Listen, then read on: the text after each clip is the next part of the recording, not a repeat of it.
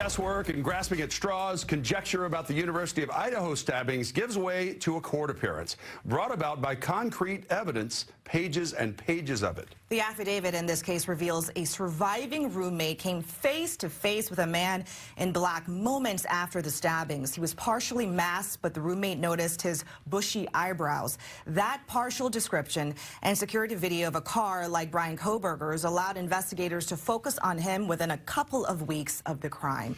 But the biggest break in the case may have been a small metal clasp connected to the murder weapon, which had important DNA evidence on it. Kohberger faced a judge and a packed courtroom this morning, which included his own family and the family of at least one of his alleged victims. So good afternoon and thanks for joining us for Fox 13 News at 4. I'm David Rose. And I'm Hannah Kim. We have team coverage. Jamie Tompkins went through the court documents and has details on the evidence police used to identify Kohberger. But first, we head out to Fox 13's Jennifer Dowling, who was inside the courtroom today. Jennifer, did Kohberger acknowledge anybody there in the court?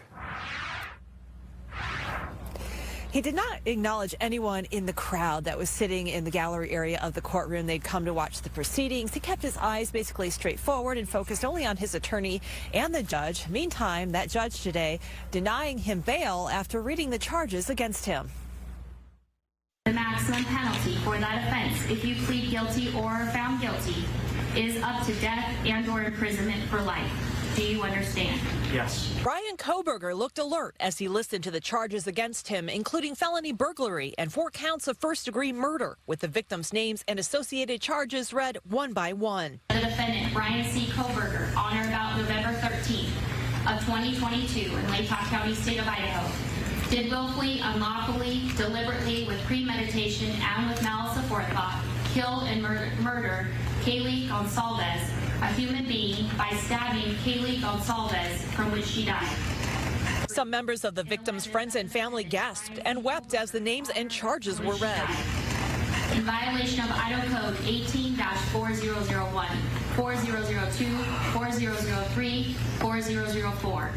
When Bryan first entered the courtroom, he greeted his defense attorney with a brief smile. The judge later finding him eligible for a public defender. I have court-appointed counsel. Kohberger's attorney did ask the court to set a bond, adding that he had a big family that supported him. County prosecuting attorney Bill Thompson argued against the request. The defendant was arrested 3,000 miles away across the country, where his family has asked that he remain in custody.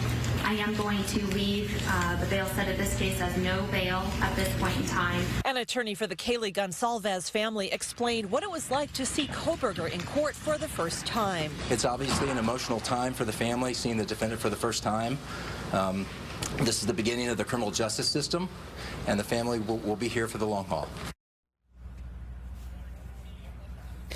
The judge also issued a no-contact order for the victims' families as well as the surviving roommates. The next hearing is scheduled here in Moscow for January 12th. Reporting live in Moscow, Jennifer Dowling, Fox 13 News.